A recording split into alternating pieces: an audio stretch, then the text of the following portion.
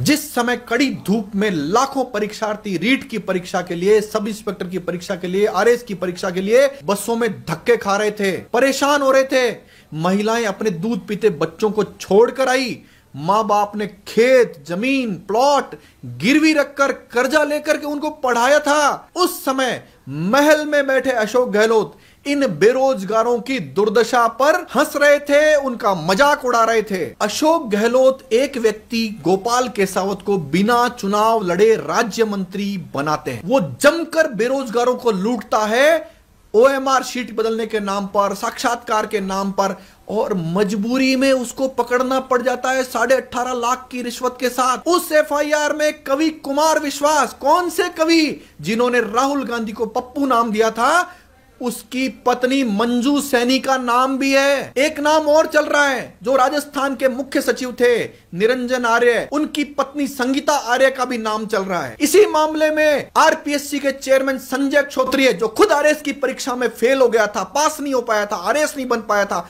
उसका नाम भी चल रहा है। वही अशोक गहलोत हबीब खान गौरान, जो खुद आरएस की परीक्षा में फेल हो गया था, उसको आरपीएससी मेंबर बनाते हैं और उसके बाद उसको चेयरमैन बनाते हैं। पेपर चोरी में पकड़े गए भूपेंद्र यादव को, जो एक पुलिस अफसर था, आरपीएससी चेयरमैन बनाते हैं। उनके कार्यकाल में आरपीएससी का एक छोटा सा कर्मचारी 23 लाख रुपए रिश्वत के साथ रंगे हाथों पकड़ा जाता है। क्या एक छोटा कर्मचारी 23 लाख ले सकता है? यह गंगा, भ्रष्टाचार की गंगा ऊपर से बहती है। बाबूलाल कटारा आरपीएससी मेंबर, जिसको अशोक गहलोत ने बनाया था, वह भी पेपर के साथ पकड़ा जाता है। अब आप समझ ही गए होंगे, जिस प्रकार एक व्यक्ति ट्रेन में 100 बार बिना टिकट यात्रा करता है, 1 या 2 बार पकड़ा जाता है, उसी प्रकार आरपीएससी में जितने लोग पकड़े गए हैं, ये तो छोटा मोटा उदाहरण है। धंधा किस लेवल पर चल रहा है और इसका असली धंधेबाज कौन है, आपको समझ में आ गया होगा। वो असली धंधेबाज है अशोक गहलोत। अभी तक बहुत सारे लोग समझ नहीं पा रहे होंगे कि सचिन पायलट और किरोड़ी लाल मीणा आरपीएससी को भंग करने की बात क्यों कर रहे हैं, क्योंकि इन दोनों को अंदर की बात पता है, धंधेबाज का धंधा भी पता है और आरपीएससी की बर्बादी भी पता है, और जनता को भी ये पता है, बेरोजगारों को भी पता है। आप बताइए,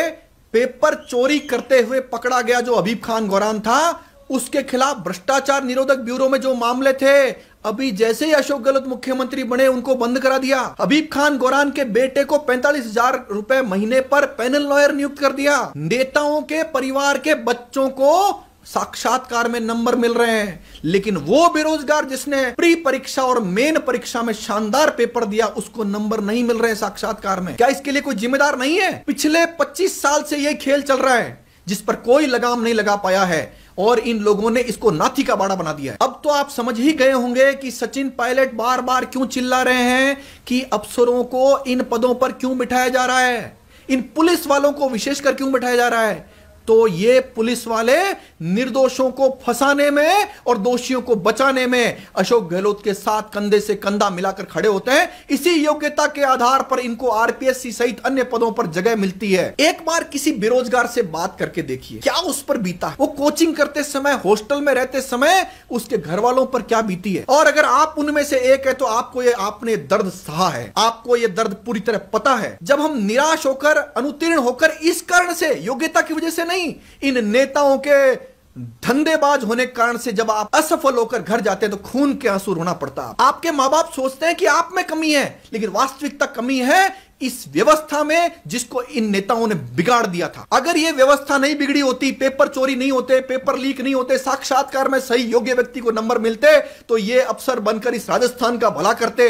लेकिन आज राजस्थान की बर्बादी में उन सब लोगों की भूमिका है जिन लोगों ने इन फर्जी तरीकों से ये पद प्राप्त कर लिए और अब वापस ये वसूली कर रहे हैं। 100 गुना, 1000 गुना, लाख गुना वसूली कर रहे हैं। एसीबी के डीजी हेमंत प्रियदर्शी खुलकर सामने आते हैं एक ही दिन बाद और कहते हैं आरपीसी के किसी व्यक्ति का कोई भूमिका नहीं है। ये एसीबी वही है जो वर्षों तक अनुसंधान करती है। इनको एक ही दिन में पता चल गया, अनुसंधान तो हुआ ही नहीं। जो व्यक्ति रिश्वत लेते हुए पकड़ा गया उसकी कोई रिमांड नहीं ली जाती, उसको सीधा जेल भेज दिया जाता है। इनको डर लगता है ये इनकी पोल खोलेगा। किसकी पोल? धंधेबाज की पोल। आप देख लीजिए जितने भ्रष्ट अफसर हैं उन सबको सेवानिवृत्ति के बाद मलाईदार पद मिला है, और कोई अशोक गहलोत का प्रशंसक भी मुझे देख रहा है। सच बताइए, क्या ये जो व्यवस्था चल रही है क्या आपके लिए भी ठीक है? आज कुछ लोग जो इन भ्रष्टाचारियों के साथ खड़े दिखाई दे रहे हैं, सोशल मीडिया पर इनका प्रचार कर रहे हैं, क्या उनके साथ या उनके छोटे भाई बहनों के साथ, उनके परिवारजनों के साथ अन्याय नहीं कर रहे हैं वो लोग? अब जिन बेरोजगारों को, जिन नागरिकों को, जिन माता पिताओं को बात समझ में नहीं आई है, उनको समझाने की जिम्मेदारी आपकी है।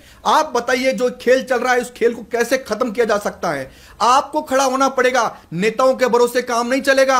आरपीसी खिलाफ बोलने वाले लोग हो सकता है कल चुप हो जाएं, लेकिन आप चुप नहीं होंगे। ये खत्म हो चुकी व्यवस्था किसी एक पार्टी की बात नहीं है, ये मिला जुला खेल है। आप खुद देख रहे हैं, अलग अलग पार्टियों के लोग भी इस बात को उठा रहे हैं, क्योंकि उनको पता है जनता खिलाफ हो रही है। बेरोजगार यानी युवा, वह व्यवस्था परिवर्तन में सबसे बड़ा हिस्सेदार हो सकता है। और आने वाले समय में, आने वाले चुनाव में जब मत देने की बारी आएगी, तो बेरोजगार युवा और उनके मां बाप यानी आप में से कोई भी व्यक्ति यह भूलेगा नहीं कि किस प्रकार से कुठाराघात हुआ है युवाओं पर। धन्यवाद। जय हिंद, जय भारत।